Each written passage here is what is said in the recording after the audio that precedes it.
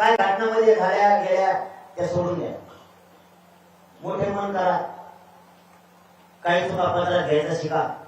आणि जातीसाठी मी प्रचंड अपमान सहन केला, प्रचंड. माझ्या उभ्या आयुष्यात मी जे शब्द ऐकले ते शब्द ऐकले, फक्त जातीसाठी मी अपमान पचवला, गिळला सुद्धा. करू दे अपमान, कुणी काही बोलतं, कुणी मीडियात बोलतं, कुणी शासकपणानं बी बोलतंय. दीड दिवसातच प्रश्न विचारला, त्याचं उत्तर बरोबर मराठ्यांच्या आंदोलनाच्या बाजूने देण्याऐवजी त्याच्या सोयीचं कसं द्यायचं, त्याची बाजू कशी सावरून द्यायची ते द्यायचं. प्रवक्ता असल्यासारखं सत्ताधाऱ्यांचं बोलायचं, लय हुशार असल्यासारखं सगळं आंदोलन तेच चालित असं. अरे करोडो मराठ्यांच्या हाताच्या आंदोलनामागे ते चालित, तू कोण आणि मी कोण? धोरणात राहावा. थोडी जातीचा प्रश्न आहे, लय उचकू नाही, लय प्रसिद्धीच्या हवासापोटी एकदा जर लागली प्रसिद्धीची सवय तर माणूस इतका हवा तोडतो, काय बोलतो कळत नाही. पण शेवटी समाजाच्या अन्नात विष नाही काढलं पाहिजे याचा विचार केला पाहिजे. शेवटी समाज मोठा आहे, शेवटी समाज मोठा आहे, लय मोठा आहे. या समाजाची बरोबरी नाही करू शकत तुम्ही, इतका मोठा आहे. एवढ्या मोठ्या समाजाच्या खिलाफ जाणार, केल्या चुका मान्य करा, सोडून द्या. केल्या चुका मान्य करा, सोडून द्या. गावावरच्या मराठीवर सुद्धा संकट आले, अस्तांशाने भाषाने.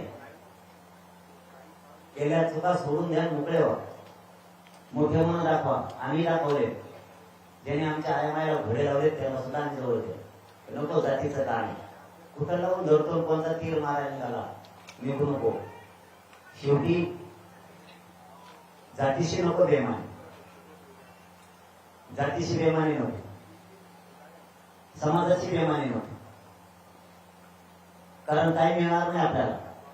त्यातून किती लांब हात घातला तरी राखच नाही नाडे राहील. समाजाच्या विरोधात गेला, समाजाच्या बाजून राहिला तर हात घातला की सोनच निघत. काही मिळणार नाही, शेवटी शून्य असणार आहे. आज असल पाठीवर हात, आज असल पाठीवर मायावर फिरायचं, आज असेल शक्ती, पण शेवटी शून्य हातात लागल. सगळ्यात बळाढ्य शक्ती फक्त जातीत आणि मराठ्यात. ही शक्ती कोणतं सरकार नाही रोखू शकत, कोणचं एवढे. यांनी म्हणून माझं सगळ्यांना सांगणं की झालं गेलं सोडून द्या. गावातल्या लोकांकडे बी कोण आपल्या विरोधात गेलाय ओबीसीचा, कोण मराठ्यांचा गेलाय म्हणून एकमेकाकडे वेगळ्या नजरेनं बघू नका. उद्यापासून पुन्हा प्रेमानं बघायला सुरुवात करा. झाला बदल तर चांगला, नाही झाला तर आपली लढाई आपण लढणारच. त्याला आपला नाही जायचं. शेवटी त्याचाच ऐकून यांना काही करायचंच असेल महाराष्ट्रातल्यांना, त्याला आपला नाही जायचं. पण आपण होऊ द्यायचं नाही, काही झालं तरी नाही होऊ द्यायचं. आता सगळ्या सोयऱ्याच्या अंमलबजावणीचा विषय. आपल्या मागण्यात पहिल्यापासून मागचा पण बाईट काढा. मला दिवस द्यायचा नाही, मी समाजाच्या पुढे गेलो नाही, समाज बी माझा नाही. पहिल्या बाईट काढून बघा. आपण पहिल्यापासून म्हणतोय 83 क्रमांकाला मराठा आणि कुणबी एकच आहे आणि 2004चा मराठा आणि कुणबी एक असलेला GR दुरुस्त करा आणि मराठा आणि कुणबी एकाचे सरसकट आरक्षण द्या. हीच मागणी आहे पहिल्या दिवसापासून. 2004चा GR दुरुस्तीसाठी अर्जुन खोतकर साहेब मुंबईत गेले होते. जुन्या आठवड्यामध्ये देतो तुम्हाला. केला नाही, मान्य केला नाही आपण की त्या दुरुस्ती झाली नाही म्हणून. म्हणजे आपली मागणी आहे. काय असतं, दगेखोर सरकार जर असलं, समाजाचे मूल्य पाडणारं सरकार असलं, समाजाला फसवणारं जर असलं तर त्याच्याशी एका गोष्टीवर चालून नाही चालत, 2-3 हत्या ठेवायला लागतात. म्हणून आपण सगळ्या सोयऱ्याच्या मागणी बरोबर मराठा आणि कुणबी एकच ही मागणी केली. हैदराबादचे गॅजेटची केली, सातारा संस्थान, बॉम्बे गव्हर्नमेंटचं संस्थान गॅजेट आणि 83 क्रमांकाला मराठा आणि कुणबी एक ही मागणी कायम धरलेली सगळे सोयऱ्याची.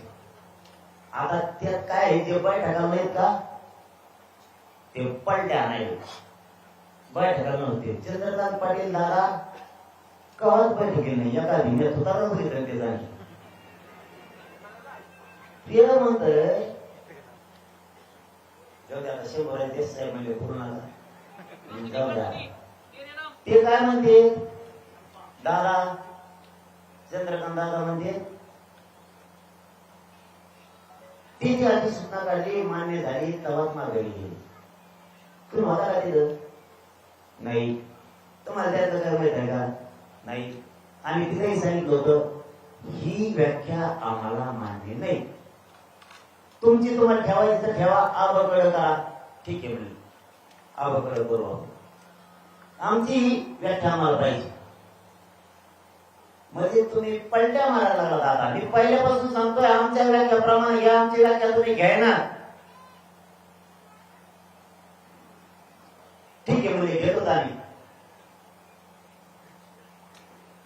प्रत्येक वेळेस सांगतो सगळ्या सोयऱ्याची व्याख्या आमच्या व्याख्याप्रमाणे घ्या, सगळ्या सोयऱ्याची मागणी, तर अंमलबजावणी करा, नाही तर करू नका.